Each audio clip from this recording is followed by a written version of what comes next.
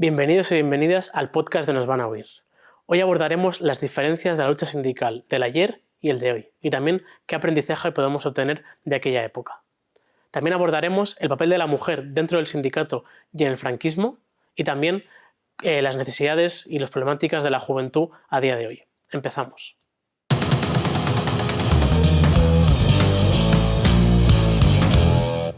Hoy tenemos a Arkaitz Antizar, secretario de Juventud de Euskadi, y Nati Camacho, histórica dirigente de Comisiones Obreras. Muchas gracias por venir a los dos.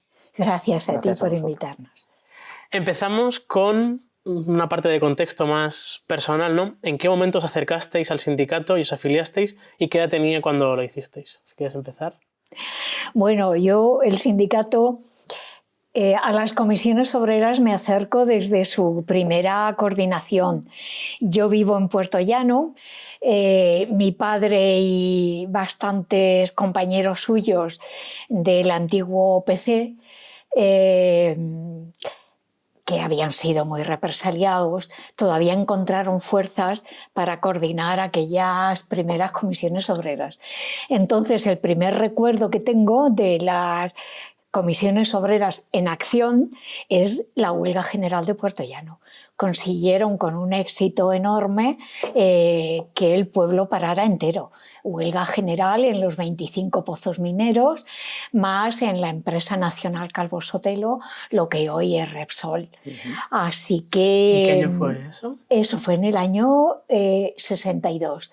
La huelga se hacía en solidaridad con los mineros asturianos y por el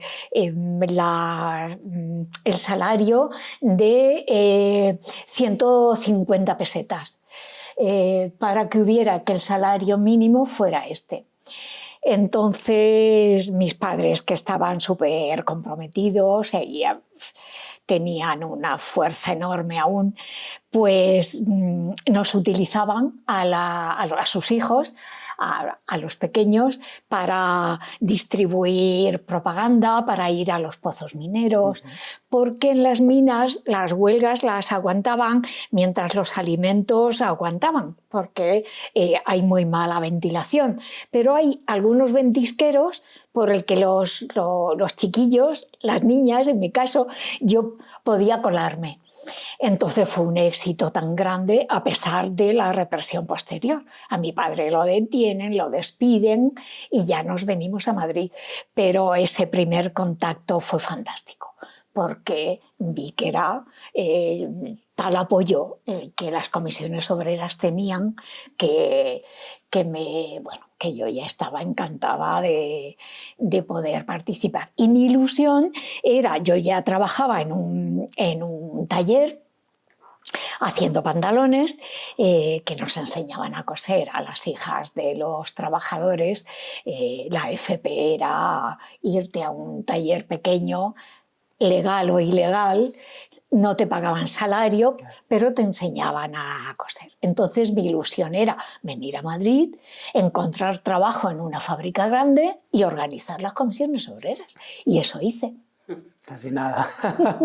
Un contexto muy distinto, pues, pero bueno. Efectivamente, es lo que iba a decir, un contexto, que aunque con componentes comunes, sobre todo el tema familiar, porque bueno, en mi casa siempre...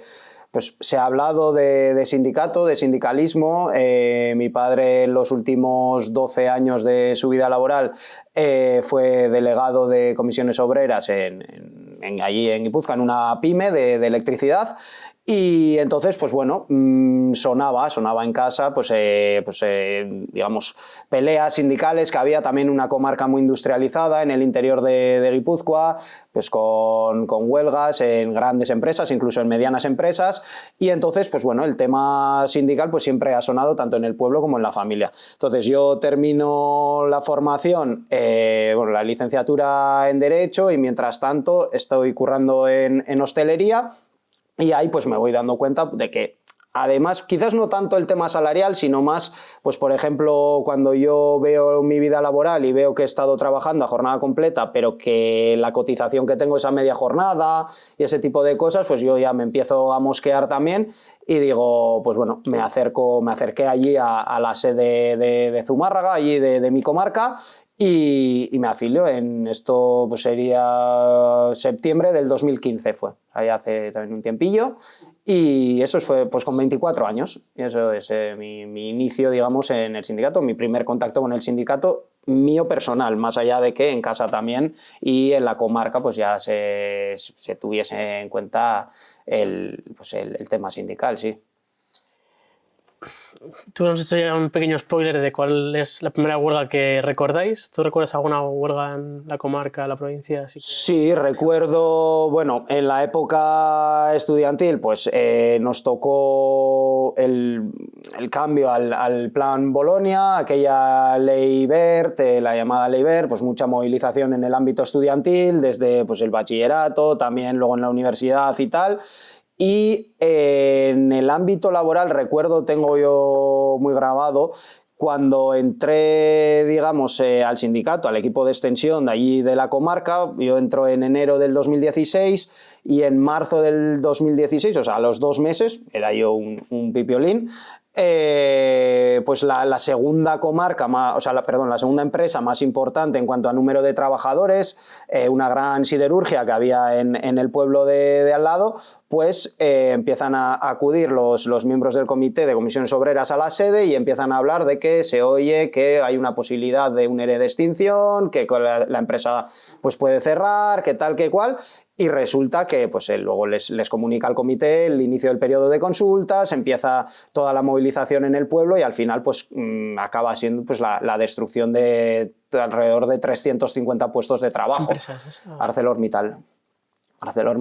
Además se daba la casualidad de que, bueno, la casualidad o la mala casualidad para estas personas, de que muchos trabajadores ya venían del cierre de ArcelorMittal en Villaverde, habían llegado a Zumárraga y a los 10 años, creo, 10-15 años, pues les tocaba, bueno, estrategias empresariales clarísimas, que además, bueno, no supuso el cierre de la planta porque suponía pues, que tenían que limpiar luego los vertidos porque allí, bueno, era de las pocas fundiciones que se fundía plomo, bueno, con lo que aquello suponía, y digamos, la limpieza de los terrenos, si cerraba la planta, le correspondía o tenía la responsabilidad la empresa de hacerlo. Entonces lo que hicieron fue una trampa que mantuvieron el parque de chatarra con 8 o 10 operarios, eso suponía que no se cerraba la planta y tampoco tenían la responsabilidad de limpiar aquellos terrenos. Pero lo que supuso fue eso, la destrucción de aproximadamente 350 puestos de trabajo, y es la segunda empresa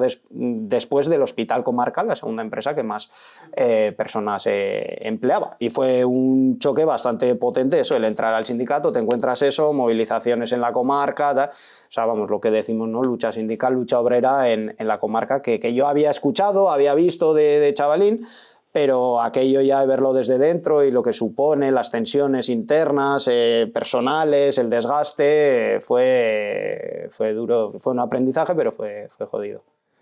Muy bien, no nos quieres contar cuando llegaste a Madrid. Me he sentado un poco el guión, pero bueno, vamos, luego vuelvo.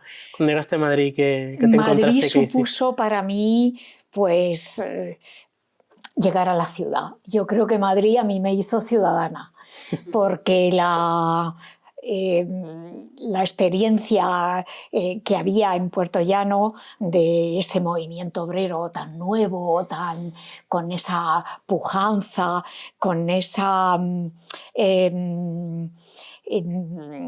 capacidad de organizar bien, además, con esas huelgas,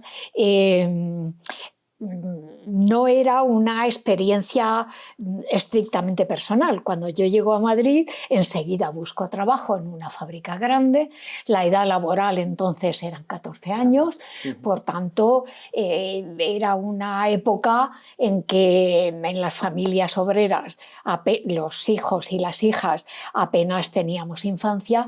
Y desde luego no había adolescencia, esto es un fenómeno nuevo. Tenías como una edad del pavo, que se decía, que todo el mundo te quería indicar y quería que hicieras algo, que tal, pero la verdad es que llegar a Madrid, llegar a la fábrica, enseguida encontré trabajo y tenía que poner 1.150 cremalleras todos los días.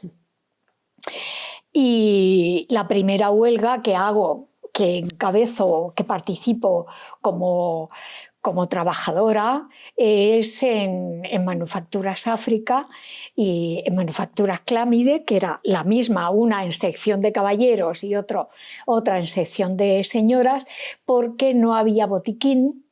Y cuando coincidían las menstruaciones, pues no había la higiene que hay hoy de saneamiento, bueno, en la fábrica no había taquillas, no había botiquín, no había médico, no había nada. Entonces, el primer plantes, cuando coincidimos, pues yo qué sé, el 20 o el 30% de chicas muy jóvenes. Algunas tenían la primera regla allí en la fábrica y nadie les había explicado nada, con lo cual eran fenómenos de tensión y de tensión emocional, porque eran fenómenos no típicamente laborales, pero que los sufríamos en la fábrica, ¿no? Y el primer plante es pedir algodón en rama para hacernos unas compresas rudimentarias y salir del paso. Los encargados y la empresa se quedó a cuadros, primero por hablar de un tema que algunos consideraban pues, que era una cosa ordinaria, que no se hablaba. Bueno, si sigue siendo tabú a día de hoy, imagino que hace 50 años pues aún más, ¿no? Bueno, la ventaja de los sectores feminizados es que cuando suceden injusticias o suceden carencias tan grandes o abusos, afecta a muchas mujeres. Y entonces, al afectar a tanta plantilla, la reacción es muy espontánea. Y bueno, y fue estupendo porque conseguimos que pusieran botiquín, luego ya seguimos con el comedor y seguimos con más cosas, pero esa es la primera huelga que no es una huelga, es un plante, es una... la huelga entonces era totalmente ilegal. Ilegal, claro. Bueno, no solo ilegal, era sedición, o sea, como encabezaras una huelga, acababas en un tribunal militar y en un consejo de guerra, por muy jovencito que fueras, ¿no? El contrato de trabajo lo firmaba, el esquema lo había hecho la Falange,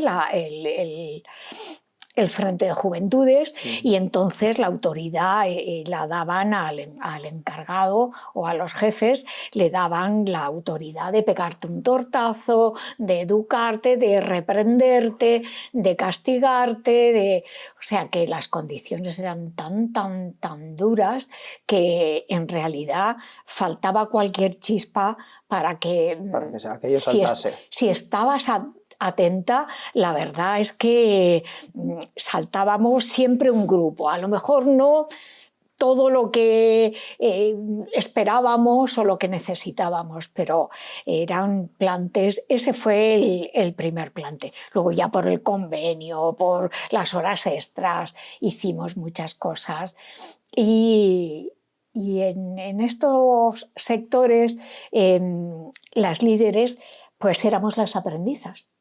Con lo cual nos empezó a dar como mucha seguridad, ¿no? Diciendo, bueno, que nos han puesto el botiquín. Pues ahora hay que ver las horas extraordinarias. Entonces el liderazgo se producía en gente muy joven, claro. Muy jovencitas.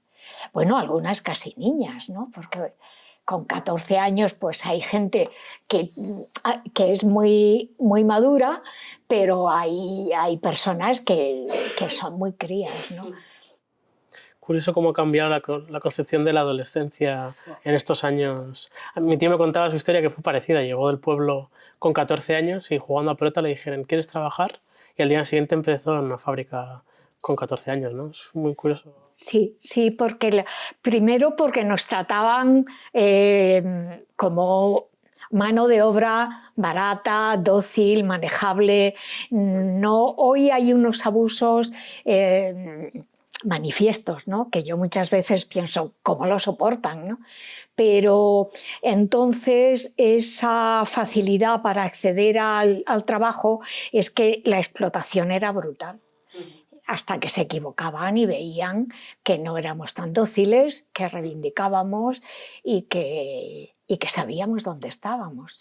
Había un componente, nosotros hablamos mucho en el sindicato, generacional, ¿no? De la generación que no había vivido la guerra civil, ¿no? Y que entonces, cuando entra... Es que todo el mundo era muy joven. A veces a Nicolás Sartorius, que en plan coqueto siempre dice que él era más joven que nosotros teníamos 12 años menos que él. Pero claro, la población española era muy joven. Y la gente de Comisiones Obreras, salvo Marcelino y Julián, pues eran todos treintañeros. Lo que pasa que nosotros teníamos 16, 15, 14 y les veíamos como gente mayor, ¿no? Porque cuando tienes poca edad a la gente más mayor, pues aunque sean 2 cursos o sean 2 años, pues las ves muy, muy mayores. Entonces yo creo que la explotación infantil, que era lo que se daba en nuestro país, era terrible. Y como había derecho, los propios padres daban autorización a que el encargado o las oficialas hicieran o te enseñaran, porque claro, la teoría era que te enseñaban, pero la realidad era que te explotaban. Claro. Bueno, vamos con una pregunta para Arkaich. Estamos viendo las dificultades de hace años para la juventud.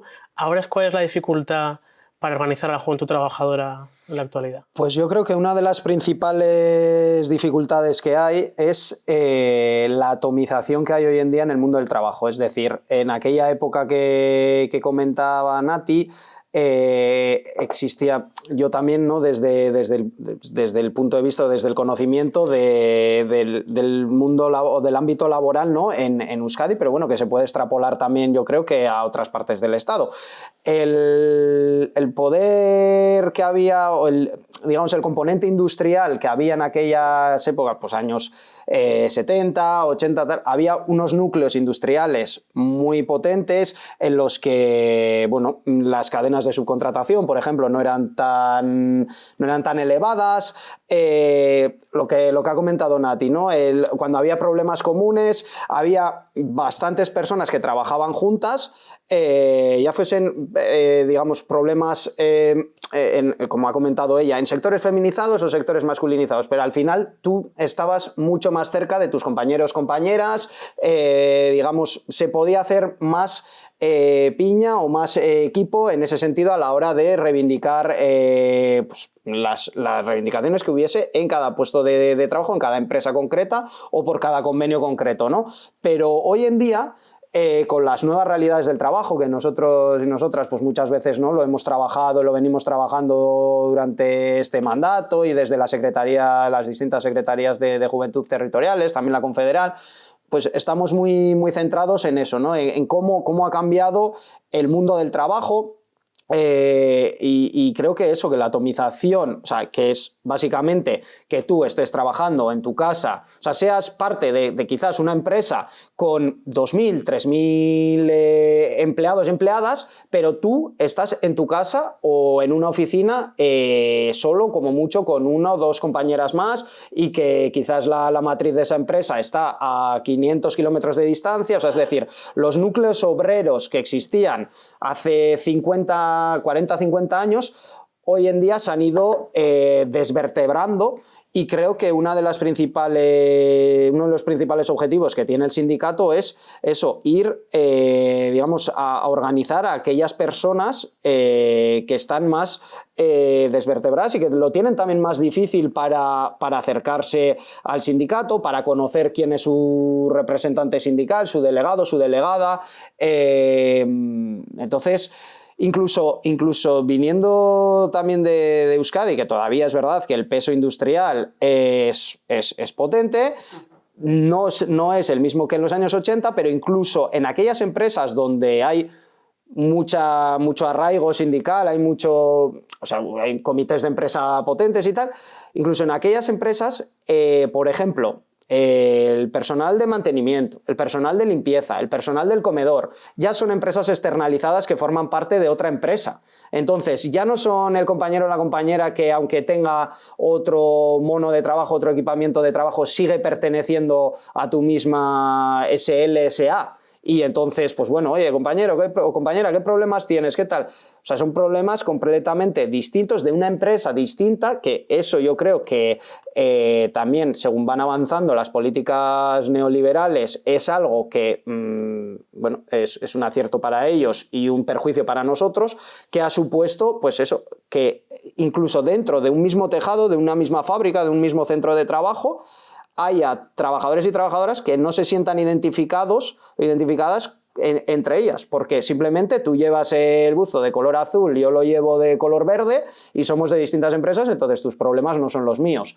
Y creo que ahí tenemos mucha tarea desde el sindicato en pues aunar esas luchas, entender que desde pues quizás secciones sindicales que tenemos más potentes o digamos de la empresa matriz vayan a ver los problemas que tienen los compañeros y compañeras de otras empresas, aunque no sean de la suya misma, pero que están en su mismo centro de trabajo. Entonces, pues ahí creo que tenemos mucha tarea que hacer. El sindicato yo creo que lleva tiempo en eso, ¿no? Sí, vertebrar la función del sindicato, vertebrar lo que el capitalismo o el neoliberalismo desvertebra, ¿no? Un poco. Correcto, sí. El aeropuerto, muchas empresas de distintos sectores, pero sí, por ejemplo, en el aeropuerto del Prat hay una como especie de coordinadora, ¿no? En que pues se apoyan entre sectores, entre compañeros de distintas empresas. En el aeropuerto de Loiu también nos ha funcionado muy bien, que desde las empresas, o sea, digamos las secciones sindicales principales, como puede ser AENA, pues vayan a la cafetería, vayan al servicio de limpieza, vayan a... Y al final, eso, vean un respaldo de pues unas personas que están más organizadas o que tienen mayor músculo sindical, que, oye, han venido, me han ayudado, tal, y se vaya haciendo pues esa unión otra vez que el propio modelo productivo nos está impidiendo llevar a cabo. Y en cuanto a las personas jóvenes, eso, sobre todo yo lo que veo, uno de los mayores problemas es cómo llegamos, pero no porque no vayamos a los centros de trabajo o tal, sino porque el centro de trabajo de una persona joven hoy en día puede y en muchos casos es su casa. O sea, una mesa en su casa o una oficina que está, ya os digo, a 500 kilómetros de donde, en el mejor de los casos, de donde se toman las decisiones, y no son 5 o 6.000 kilómetros. Volviendo al sindicato, Nati, ¿cómo era para ti ser una mujer joven en aquella época? Dentro del sindicato me refiero. Bueno, yo era una mujer, era una niña muy, muy curiosa, con una familia que cuando naces en una familia pues es la que te toca, ¿no? Luego, según vas creciendo, pues me di cuenta que media España... Casi a media España le había pasado lo mismo que a mi familia, ¿no? Que no era tan original. Pero yo tenía una ventaja y una desventaja con respecto a mis amigas y a mis compañeras. La ventaja es que por toda esta politización familiar, yo sabía en qué país vivía. O sea, yo sabía que te podían encarcelar, que a mis abuelos los habían matado, o sea, que había, la vida podía ser un auténtico drama si querías pelear, ¿no? Y la desventaja era creer en esos ideales tan a pies juntillas que yo creía que yo era igual que un hombre. O sea, yo tenía una idea de igualdad que me daba con la cabeza en la pared, me daba de bruces, ¿no? Pensando, otra de mis hermanas, la que me sigue, decía, Nati, en cuanto nos salga barba, nos vamos a la mina. Porque... bueno, esas ensoñaciones, esas imaginación infantil casi, pues me llevaba. Y esto me ha traído como bastantes problemas, ¿no? Porque a cada sitio, a la fábrica, a comisiones, a la coordinación, a la interramas, a las propias reuniones con la patronal, ya en situación de democracia, pues... siempre he tenido ese pozo, esa sensación de una igualdad que la sociedad me negaba. Y entonces esto ha sido un elemento de rebeldía muy importante, ¿no? Hasta que en las primeras jornadas feministas, pues dimos con esos ideales donde explicaba, ¿no?, cuál era la situación de las mujeres, ¿no?, por qué había esa explotación, por qué había esos abusos, porque era un machismo indecente, o sea, era unos abusos palpables, tanto en los jefes como en los encargados, como en muchos compañeros, ¿no?, donde pedías la palabra y no te veían. Encima yo era bajita, poquita cosa. Bueno, suerte que esas convicciones familiares siempre me han sostenido, ¿no?, me han ayudado mucho. Y yo creo que poco a poco ese feminismo que nos vino a ver, pues se quedó con nosotras. Y nos ayudó a entender nuestra situación, el papel que podíamos jugar en el movimiento obrero, cómo en aquellas comisiones obreras que eran tan abiertas, porque era un movimiento donde no había organización ninguna, te ibas coordinando en función del compromiso y de la voluntad de cada fábrica, de cada taller, ¿no? Entonces era un movimiento donde encajaba muy bien esta especie de rebeldía, esta especie de poner en cuestión todo. No, es que no es la patronal, que la patronal son unos explotadores, es que además las mujeres sufrimos históricamente porque hay un patriarcado que nos impide, y eso fue un elemento que me ayudó a crecer mucho, ¿no? Porque con la patronal eran encuentros ya en el primer convenio estatal, en el Nacional del Textil en el 80, se cabreaban porque a Fomento le llamábamos Cemento y al Cuevas le llamábamos Caverna, porque es que era un choque de ideas. El franquismo supuso tal retraso con respecto a los derechos de las mujeres que cuando la democracia llega o ya en el propio tardofranquismo y empezamos a movernos, lo que nos damos cuenta es que nos faltan elementos para comprender por qué estamos en esa situación, ¿no? Y es una reacción que yo creo que muchas compañeras mías, muchas sindicalistas de aquel momento, una vez que se legalizan los sindicatos, nos damos cuenta como que hemos pasado una etapa donde todo el mundo era necesario, no había aliado pequeño, todo el mundo era una suma contra el franquismo, pero cuando llegamos a la democracia política llega, pero la dictadura económica se recrudece, con lo cual empiezan los despidos, empiezan los expedientes de crisis, empiezan las crisis. Claro. Posteriori. Entonces, ¿qué pasa? La reconversión industrial, las propias leyes, el Estatuto de los Trabajadores y la Ley de Libertad Sindical sale sin ninguna perspectiva de género, ninguna. O sea, no hay en la cabeza de nadie un pensamiento que diga esto hay que enfocarlo hacia las mujeres. Porque los propios legisladores también seguramente serían el 100% hombres. Totalmente. Ya había algunas mujeres, ya había algunas demandas, porque las abogadas laboralistas habían hecho muy buen trabajo y algunas asociaciones de licenciadas, de abogadas. Me acuerdo mucho de María Tello, que para mí parecía una señora muy anciana, pero que montó la primera asociación de abogadas de España.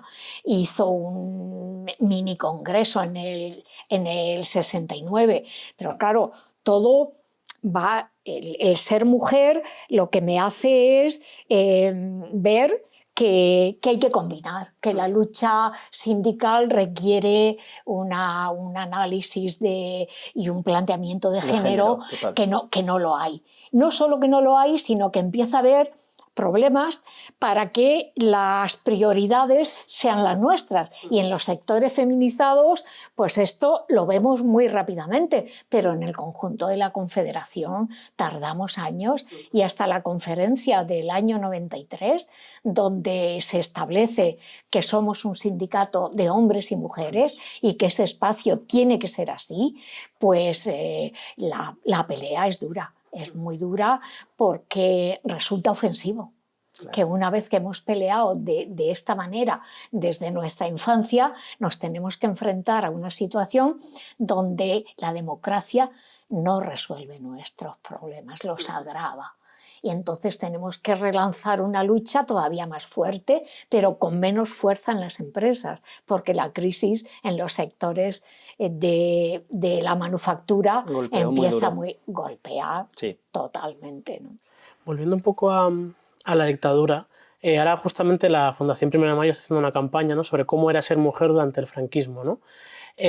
Cristina Almeida siempre cuenta, ¿no?, que cuando se casó perdió sus derechos, ¿no? Como al final cuenta cuando fue a poner una denuncia y no podía poner siendo abogada no podía poner una denuncia porque tenía que tener la firma de su... Entonces le hizo firmar un poder a su marido conforme le devolvía el poder a ella, ¿no? Como bastante... Y creo que eso no se sabe, ¿no? Ahora que hablamos de que hay cierta nostalgia, ¿no?, del franquismo, creo que esas cosas, ¿no? El papel de la mujer, ¿no? El divorcio no estaba prohibido, ¿no? Si tú... o era bastante dificultoso, ¿no? Si tu marido te pegaba, no era fácil, ¿no? No había divorcio, la ley de divorcio. ¿Hasta el 81? Llega en el 81, un primer avance, y luego era un divorcio culpable, donde alguien se tenía que declarar culpable. No es hasta el 84 que ya se considera que el mutuo acuerdo es mucho más humano, que... Si te has querido hasta aquí y ya no te quieres de la misma manera, puedes llegar a un acuerdo sin que nadie sea culpable de quererse o no quererse, ¿no? Hay una cosa, como el otro día estuve viendo los contratos laborales de mi abuela, ¿no? Y me contaba que tenía el finiquito y el motivo de cese de la actividad era porque se había casado. Se había casado, sí. Era un motivo de muchísimas mujeres les pasó. Sí. Había una ley de dote que en el textil no era obligatoria. A partir del 62 dejó de ser obligatoria. Pero en las empresas de servicio, por ejemplo Telefónica, despidió pues, a toda su plantilla. Las plantillas se mantenían entre los 14 y los 25 años. Bueno, a los 25 años en aquella época ya eras muy mayor. Entonces, por eso a la llegada de la democracia, sobre todo en la administración pública y en las grandes compañías que estaban nacionalizadas, tienen que readmitir de aquella manera, porque eso fue otra pelea, a las mujeres que habían despedido, a las que lo solicitaron. La verdad es que nunca se pudo integrar todo el mundo, pero esto era así. O sea, el esquema de mujer parece fuerte, pero era absolutamente nazi. O sea, la mujer era las 3 Ks, o sea, niños, cocina, hogar, y esto fue lo que copió Franco, y la sección femenina. Claro. Entonces, añorar aquello, yo creo que lo que refleja es una falta de conocimiento y una... Yo creo que en realidad la gente que lo añora es por un interés actual, no tiene nada que ver con lo que fue el franquismo. Es porque lo que quieren es defender unas ideas que están no solo atrasadas, sino vencidas y arrinconadas y obsoletas y antiguas. O sea, esto no tiene... Por tanto, yo no diría que es nostalgia, porque quien ha vivido el franquismo no lo puede echar de menos. Esto es imposible. Bueno, la nostalgia siempre es como echar de menos un pasado, ¿no?, que nunca ha existido, ¿no? Yo creo que mucha gente... Como históricamente siempre hay movimientos, sobre todo de la derecha, ¿no?, que echan falta pues, momentos que no han existido, ¿no? Como por ejemplo Vox con el Cid Campeador, ¿no? Que era un mercenario que trabajaba para los dos bandos, o siempre se echa de menos cosas que no existen, y yo creo que ahí pues, también está ese tipo de nostalgias poco... Y yo creo que hablando de memoria también, y que son muy importantes creo que lanzar desde el sindicato, además desde el espacio de juventud, ¿no? Hablar con personas como Nati que vivieron aquella época en primera persona y poder tener estos testimonios, creo que es un valor vamos, incalculable, ahora que hablamos tanto, ¿no? De aquella época, de que a nosotros no, pues de sí, lo que habremos leído, habremos oído, pero que tenemos aquí testimonios en primera persona. Y creo que también tenemos que hablar de lo que supuso, que ha denominado Nati, ¿no? El franquismo y el tardofranquismo, que aquí los años, yo traía 2 fechas, estamos en el mes de marzo y en el 10 de marzo del 72, 2 trabajadores que estaban en una huelga en Astilleros Bazán, en Ferrol, fueron asesinados a tiros por la policía. Y el 3 de marzo del 76, pues conocemos, o si no conocemos, pues los sucesos del 3 de marzo de Vitoria, ¿no? Que día de huelga general, todos allí concentrados en la iglesia de San Francisco de Asís, en el barrio de Zaramaga, histórico barrio obrero de Vitoria, y entra la policía y además, bueno, los audios de la época, ¿no? Hemos contribuido a la paliza más bestia de la historia, a la mayor paliza de la historia, tal. O sea, los términos también eran de mucho odio y de, pues eso, si no aprendéis por las buenas, pues vais a aprender por las malas. Y creo que jugarse el pellejo, literal, porque fue lo que hicieron estas personas, para estar... como que efectivamente hay muchísimas cosas todavía para las que nos debemos organizar, debemos pelear y tal, pero creo que desde la juventud en general y en particular la juventud del sindicato debemos de tener un agradecimiento a todas aquellas personas que, vamos, que se dejaron en el peor de los casos la vida. O sea, que esto no era una lucha en la calle, vemos en las pelis, corre que viene la poli, no sé qué. O sea, no, había tiros, había sangre y había pues mucha penuria. Se habla mucho, yo creo, que de que el dictador murió en la cama, ¿no? Pero creo que somos los únicos que decimos que la dictadura murió en las calles, ¿no? Yo creo que eso tenemos que decirlo aún más, porque claro que podemos y debemos ser críticos con la transición, con algunas cosas que se podrían haber hecho mejor o peor. Creo que decirlo nosotros, que la vivimos, también es un poco vacuo, ¿no? Porque claro, desde esta perspectiva actual creo que es difícil, ¿no? Pero creo que en España la izquierda ha renunciado a la epicidad de la transición, ¿no? Creo que en Francia, por ejemplo, que básicamente la liberaron, pues, entre otros los estadounidenses y algunos republicanos se quedaban por ahí, tienen una narrativa histórica de autoliberación que es falsa, cuando en España nos dejaron totalmente tirados y fueron pues, los y las trabajadoras, ¿no? De tu generación las que pelearon la democracia, porque el plan de la dictadura era seguir, sin Franco, pero seguir, ¿no? No sé si quieres comentar algo más de esto también. Bueno, yo que viví la transición como militante de calle, de fábrica, de la Inter, de las primeras reuniones generales, de las comisiones obreras, de la lucha contra las peticiones fiscales y de las condenas al 1001, a los compañeros de Ferrol, que les cayeron unas condenas incluso más altas que a los del 1001. Creo que en realidad no hemos contado la transición en los niveles que la vivimos. Lo que realmente supuso, sí. Eso estoy de acuerdo. Eso es. O no hemos sabido, o no hemos podido, o la lucha fue tan dura. Fue tan dura porque yo recuerdo, bueno, hay cosas que no se me olvidan, ¿no? Pero hay 2 o 3 elementos que dices, ¿cómo pudimos aguantar aquello, ¿no? Uno es cuando en un accidente al hijo de Amordeus le pilla un autobús y le mata. Y Amordeus está en la cárcel. Entonces los abogados intentan que le den permiso para salir al entierro de su hijo y no se lo dan. Bueno, esto, cuando lo comento a veces con Cristina y con Patri, con los abogados que llevaron a aquel caso, Bueno, pero no hay nadie en este país que obligue al director de una prisión a dar permiso a un preso político, a un preso social, a alguien de comisiones obreras, de la talla de Amordeus, para ir a enterrar a su hijo. ¿Pero cómo puede ser esto? Bueno, pues fue. El otro caso es el atropello por un taxi de la mujer de Julián Ariza. Yo sé que él no lo cuenta, porque para él fue horroroso saber que él estaba en la cárcel, su mujer iba a verle, iba a atenderle, y un taxista falangista o guerrillero de Cristo Rey la atropella. La dejó coja para siempre.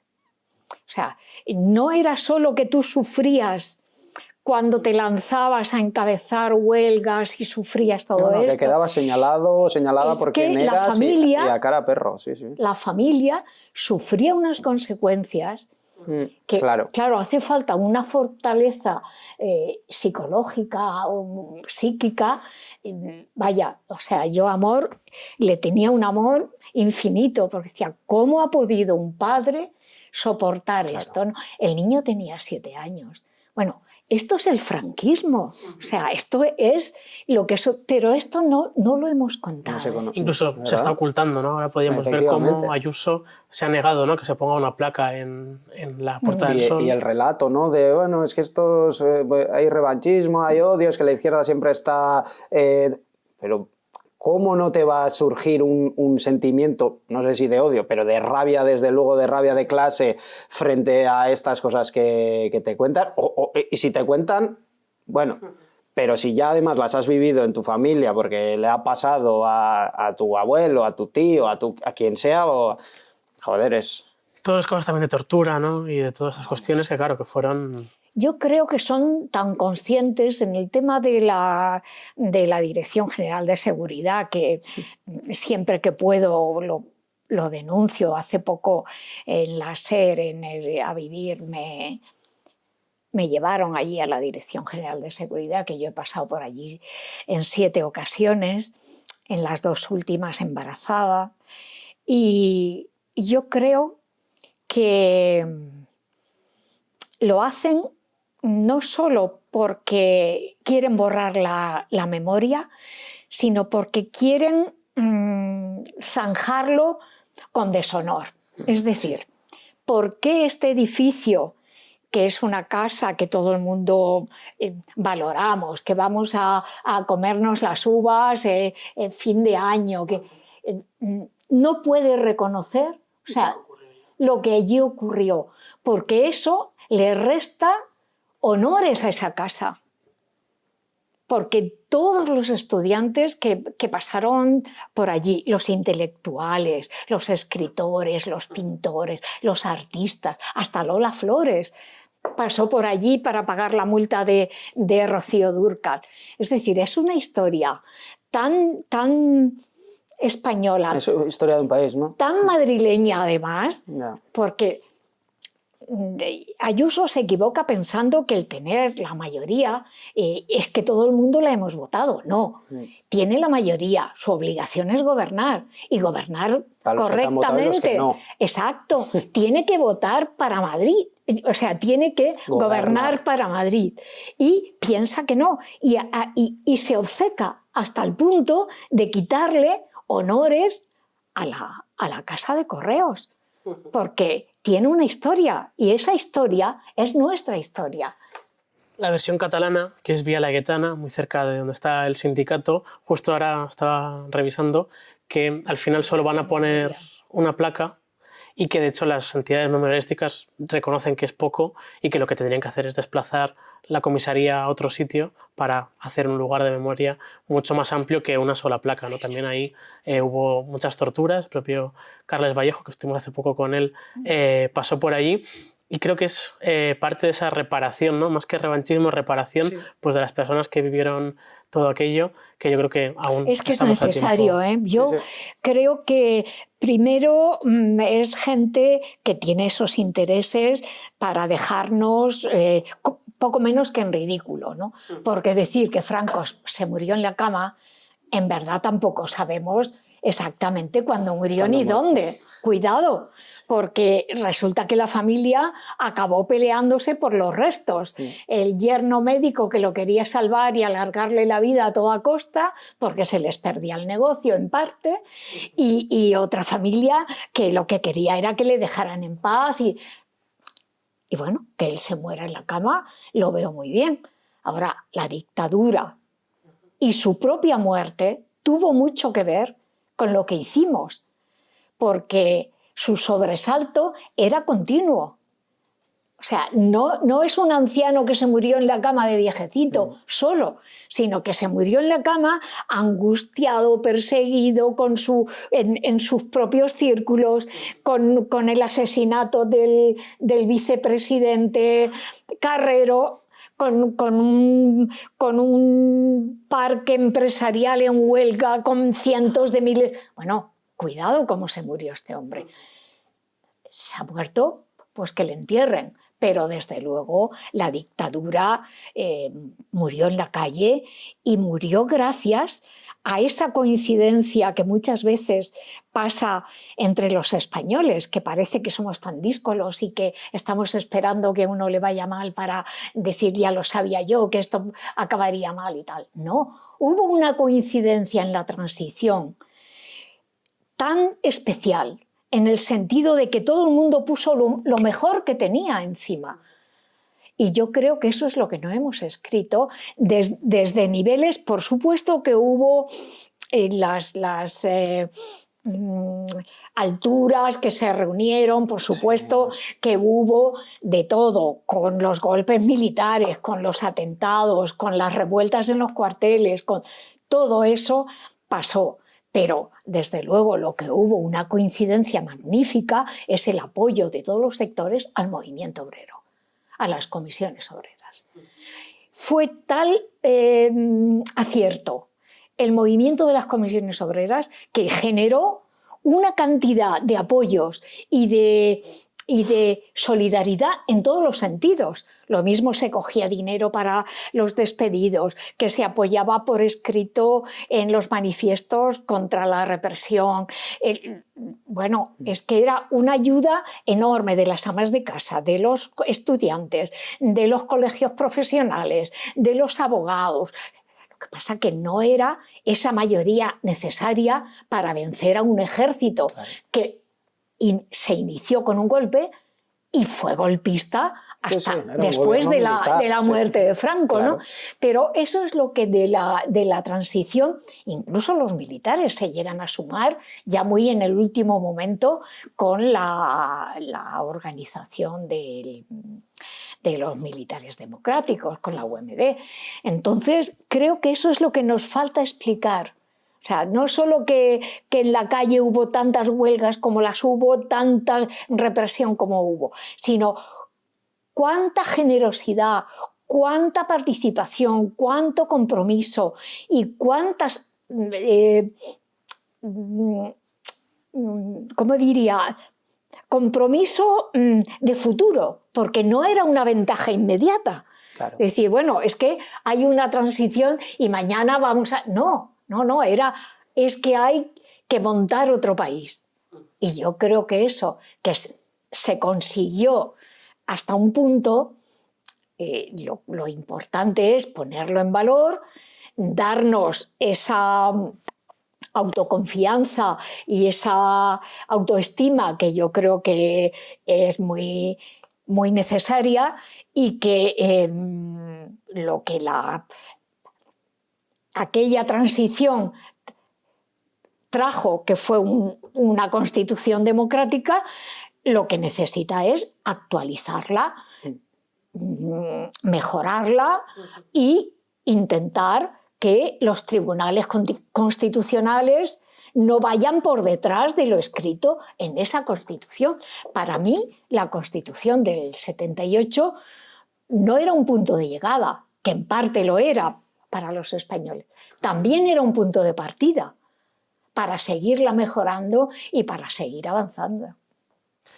Vamos con la última pregunta. Si pudierais decirle una sola cosa a un sindicalista que empezara ahora, ¿qué le diríais?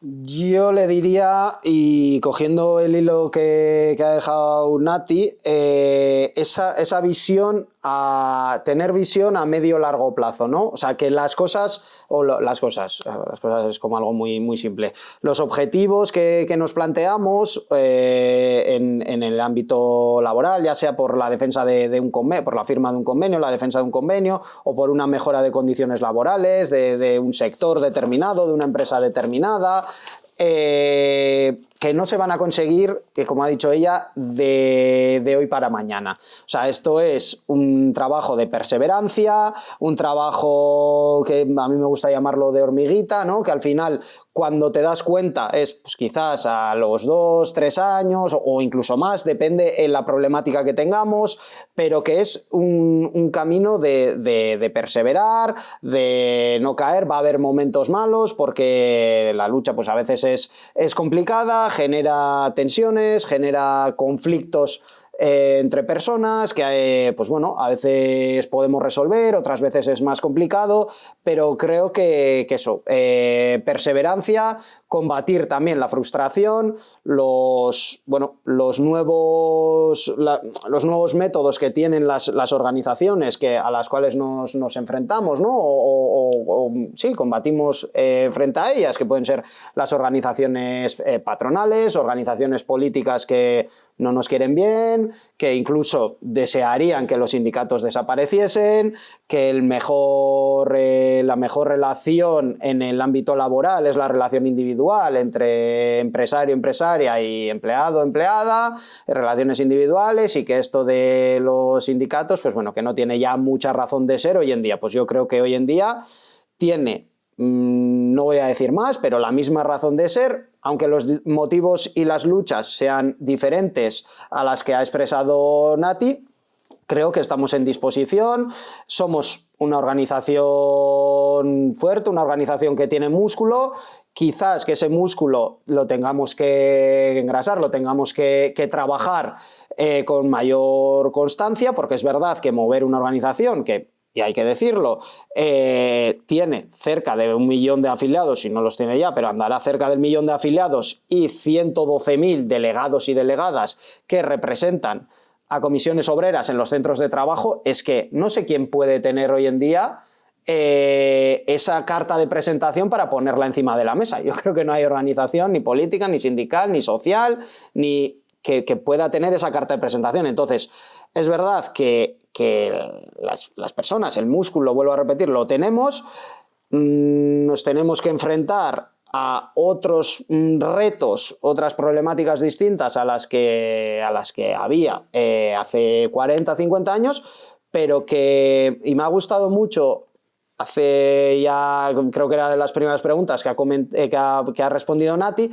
que hablaba de que no hay aliado pequeño.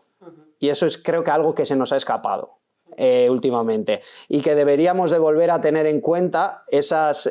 por eso considero que son súper esenciales estas reuniones, estas charlas intergeneracionales, ¿no? Que nos ayuda. Quizás Nati también pues, se lleva algún aprendizaje de la chavalada. Creo que sí. pero yo sí que me he quedado eso, en que tenía muy claro en aquellas que no había aliado pequeño, y que al final, construyendo espacios comunes y frentes, ¿no? de contenido mínimo, pero que al final contribuye a la mejora vital, social y laboral de los colectivos, pues bueno, podremos ir dando esos pasitos, ¿no? ese trabajo de hormiguita, que quizás mañana no lo veamos, pero cuando dentro de 5 o 10 años miremos para atrás y veamos lo que hemos avanzado, digamos, joder, pues mereció la pena, ¿no? Y al final creo que eso es lo que le diría yo a una persona que entra hoy en día en el sindicato. ¿Qué le dirías tú, Nati, para terminar? Pues yo le diría que abra bien los ojos, bien abiertos, porque las comisiones obreras, desde siempre, pero yo creo que ahora más, tienen un elemento en su seno muy bueno, que es el aspecto sociopolítico. Cuando hay fenómenos tan novedosos como la robotización, las nuevas tecnologías, ese mundo de futuro que parece que es inabarcable, tienen unas consecuencias sociopolíticas tan negativas, según se apliquen, que yo creo que hay que estar con los ojos bien abiertos. Y que sepan que los anticuerpos y la defensa, esa seguridad que todo trabajador, que toda trabajadora busca, la encuentran en los sindicatos. O sea, en la forma organizada del movimiento obrero, que son las comisiones obreras, que son las coordinadoras, que son... Hay que ganar aliados, hay que ganar unidad partiendo de las fábricas, porque una cosa que me llama más la atención es que persista tanto. Ya en mi época había contratas que hacían labores externas en las fábricas, ¿no? Empezaron por la limpieza, en las fábricas de la manufactura, pero que se afiance y se alargue en el tiempo es un síntoma de algo, ¿no? Y yo creo que ahí es donde, si combinamos los elementos sociopolíticos en todas las nuevas situaciones tecnológicas, industriales, sociales, yo creo que el sindicalismo tiene un futuro sin duda ninguna, sin duda, porque son los anticuerpos que la clase trabajadora tiene, su organización y su acción sindical. Y yo, antes de terminar, con lo de la visión sociopolítica del sindicato, sí que me gustaría traer o dejar, ¿no?, dicho que, así como ha comentado Nati, ¿no?, que se socializaba mucho los conflictos laborales, pues a través de las asociaciones de barrio, de las asociaciones vecinales, que se hacía, ¿no?, las mujeres o las madres que recogían dinero, tal, hacían recaudaciones, etc. Hoy en día tenemos en el ámbito, ¿no?, en esa visión o en ese ámbito sociopolítico que juega, el papel sociopolítico que juega el sindicato, creo que no se nos puede escapar, o que Comisiones Obreras tiene que estar como un agente activo, no a la retaguardia, sino como agente activo en el problema que tenemos de la vivienda. O sea, creo que esa es la batalla que tenemos. En el ámbito laboral tenemos muchas, pues hemos tenido esta semana, creo que la pelea del año es la de la reducción de jornada, quizás sea más del ámbito puramente laboral, que luego se extrapola y afecta a otros, ¿de acuerdo? Pero bueno, 12.000 personas en Barcelona, nos hemos concentrado, etcétera, pero creo que tenemos que estar con los ojos bien abiertos, como ha dicho Nati, y con toda nuestra organización dispuesta a pelear por ese acceso a la vivienda que tanto está afectando a la clase trabajadora. O sea, eso... Yo creo que hay una cosa fundamental de unir como lo de esa época con lo de ahora. Yo creo que las comisiones obreras, tanto al final de la dictadura como al inicio de la transición, parte del éxito era pues, por la generación pujante, la gente joven y así, pero también porque al final había una alianza con las asociaciones de vecinos, ¿no? Y es una especie de hegemonía de la izquierda política, sindical, asociativa en general, y yo creo que eso nos falta ahora, pues acabar de también unirnos, ¿no? Dejar un poco las soberbias atrás y trabajar pues, con el sindicato de inquilinas, con las asociaciones de vecinos, ¿no? Reunir todo lo que ha fragmentado ya no el capitalismo, sino la propia izquierda, que nos hemos fragmentado cada vez más, volver a unirnos, aunque sea desde las diferencias, pero sí teniendo muy claro el objetivo. Yo creo que estar en las calles, en los barrios, en los centros de trabajo, en los centros sociales, en las asambleas de vecinos, en movimientos que nos... exige un compromiso que yo creo que también se le ha quitado valor. O sea, se ha ido devaluando. Ah, tú no te comprometas, tú mira por ti, sí, si tú estás bien. Pues, sí. Claro, que ha existido siempre, ¿no? Tú no te metas en líos, tú tienes que tal. Entonces yo creo que han conseguido, muy entre comillas, asimilarnos a los sindicatos actuales, yo creo en parte también por no avanzar algo más hacia una mayor unidad sindical. No hablo a que se fusionen las cúpulas, no, sino ver en cada centro de trabajo importante que ahí los comités de empresa ya juegan un papel bueno, pero no hemos conseguido que de verdad en las plantillas se sienta esa unidad, ¿no? Y luego el factor sociológico y sociopolítico es igual, o sea, en una empresa en mi época llegaban compañeras que venían de los poblados chabolistas. Claro. Todas las grandes ciudades y sobre todo Madrid cogió gente de aluvión que venía de cualquier provincia española a trabajar en Madrid, sin casa, sin colegios, con trabajo, eso sí, con un trabajo explotador. Entonces, a la fábrica también llegaba esto. Había como una comunicación. Claro, es que vengo desde Villaverde, es que esta noche nos han tirado el techo. Es que poner en común todas esas vivencias familiares, de barrio, de tal, pues hacía que muchas compañeras, además de en las comisiones obreras, estuvieran en las zonas, en los barrios, en las asociaciones.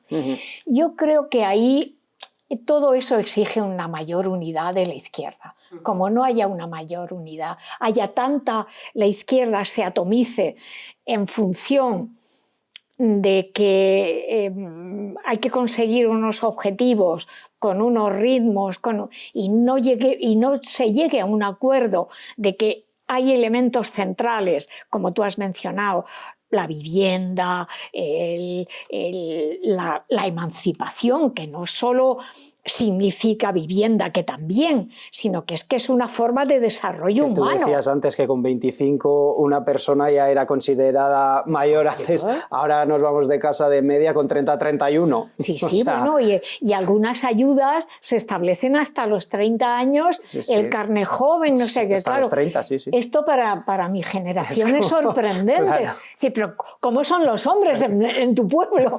Es que con 30 años, si no eres un hombre, ¿qué eres? No puedes ser un niño, ¿no? Entonces sí que hay choque, sí que hay la emancipación, y yo creo que, no sé, yo siempre soy optimista, creo que darse con la cabeza en la pared, querer la unidad pero hacer otro grupo, querer la unidad, montar otro equipo, esto no lleva más que al fracaso, porque para que haya todo esta vertiente social coordinada, por lo menos, ya no digo organizada, pero sí en conexión, que además para eso las nuevas tecnologías son geniales, claro. Tiene que haber una izquierda más unida que dé un punto de referencia, porque fue lo que las comisiones obreras hicieron, ¿no? Todos los movimientos se fijaron. El pegamento ¿Cómo se organizan estos? Pues hay que copiarles. Y luego, pues un compromiso político, democrático, y hoy hay que recuperar ese compromiso con el sistema democrático, porque da la sensación que no sirve para nada, o que no nos sirve ni a los jóvenes, ni a los viejos, no nos garantizan que nos emancipemos, no nos garantizan las pensiones y las congelan cuando les da la gana. Con esto termino. Había una encuesta hace poco que preguntaba a toda la población, ¿no? ¿Qué prefieres? ¿Un sistema democrático sin garantías sociales o una dictadura con garantías sociales? ¿Qué pregunta más capciosa es esa? Tengo que elegir entre votar o comer, ¿no? Entonces, claro, la gente alarmada es que los jóvenes prefieren dictaduras. No, los jóvenes quieren comer, que es lo que ahora mismo no pueden por eso, ¿no? Yo creo que hay muchas cosas de las que aprender del hoy y ayer. Agradeceros mucho a los dos, y con eso terminamos.